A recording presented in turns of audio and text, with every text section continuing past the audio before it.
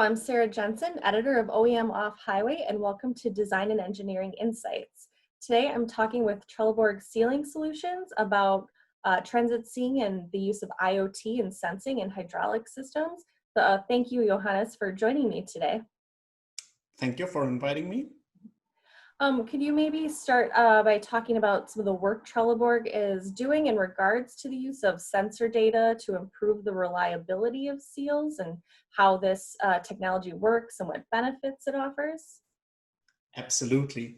So in the off-highway industry, keeping equipment availability as high as possible is absolutely crucial. So that means planned downtime should be kept to a minimum and unplanned downtime should be avoided as much as possible. And therefore, predictive maintenance is one of the big value drivers of digitization in this industry.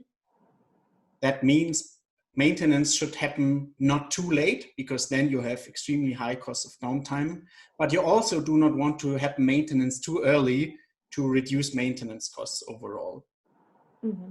So the seal is very often the weakest part, even if Trelleborg is known for being an expert in providing seals for very demanding applications like in the off-highway industry.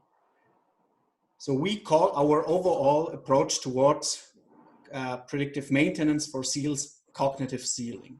And we use artificial intelligence in order to calculate a health score by analyzing sensor data that is captured around the sealing system. Okay, great. And so could you provide some details about the seal health score that Trelleborg has developed for its sealing technologies, how that was created, and how sensor data helps to produce that data? Mm-hmm.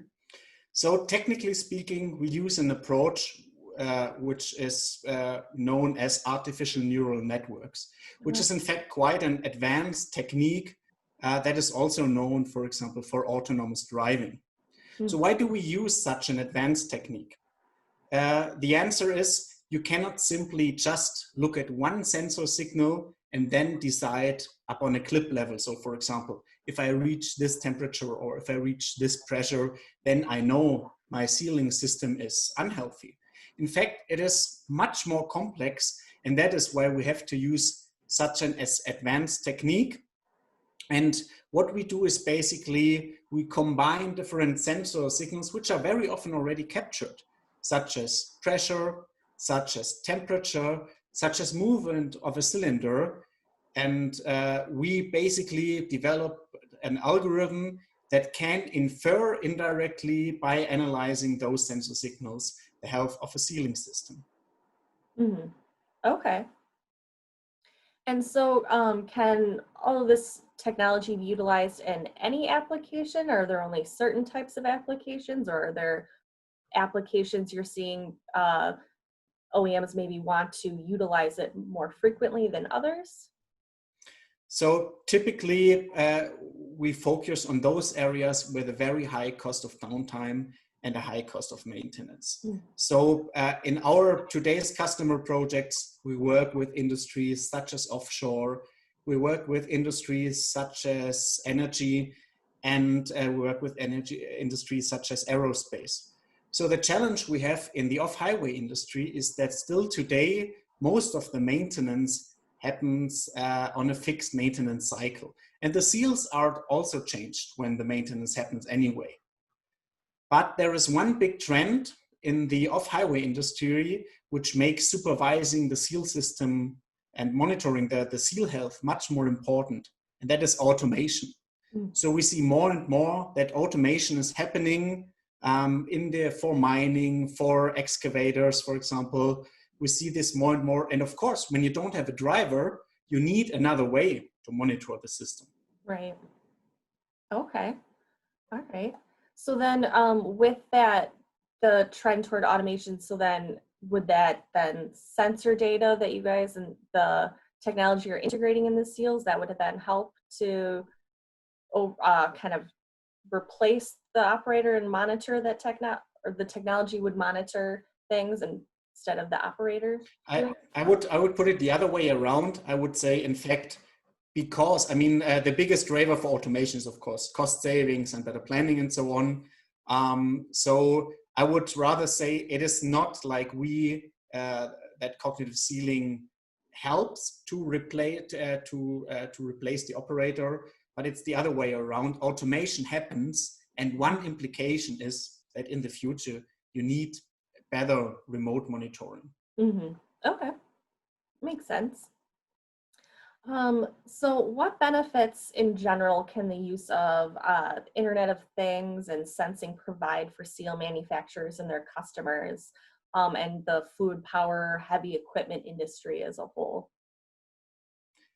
So IoT is basically about two things. The first one, and that's the very obvious one, is increasing efficiency.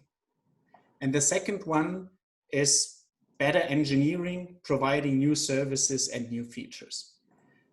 The first one, increasing efficiency, we talked already about. If you have less maintenance, then you can operate more efficient. In the same way, we also make heavy use of IoT inside our manufacturing.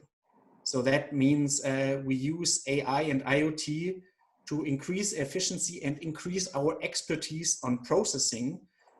Since Trelleborg has a set of global plans and we have quite a huge processing expertise on how to manufacture difficult parts, we even use the data that is captured inside our plants to learn more about our processes, to learn more about how to engineer and those manufacturing processes.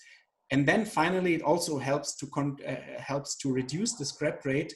And finally, that's also a benefit for sustainability to have a more sustainable manufacturing of seals. Okay. So then how does Trelleborg see the use of IoT and sensing continuing to progress in the coming years? So Trelleborg is active in a number of industries. And more or less what we see is every industry is moving towards digitization, and specifically digitization of their product. But on the other hand, it happens with very different speed. Some industries have been doing it already for a decade or two. And some industries are just starting now, but catching up with very high speed. On the other hand, what we also see is that the investments into IoT are not always directly materializing, and companies need to be very persistent in following their digitization strategy, which pays off maybe just in 1 or 2 years. And lastly, what we also see is that more and more companies are trying to seek strategic partnerships. Strategic partners for engineering, but also strategic partners for shaping the future of digitization. Visit tss.trelleborg.com. You will find a section about cognitive ceiling, and there is a customer interview, so you can see how customers are making use of this in practice. There is a teaser video where you can understand the entire concept, and there is a very detailed technical talk about predictive maintenance overall. Thank you so much for taking the time to speak with me today and provide insight into what the company is seeing and working on. No problem. Really appreciate it.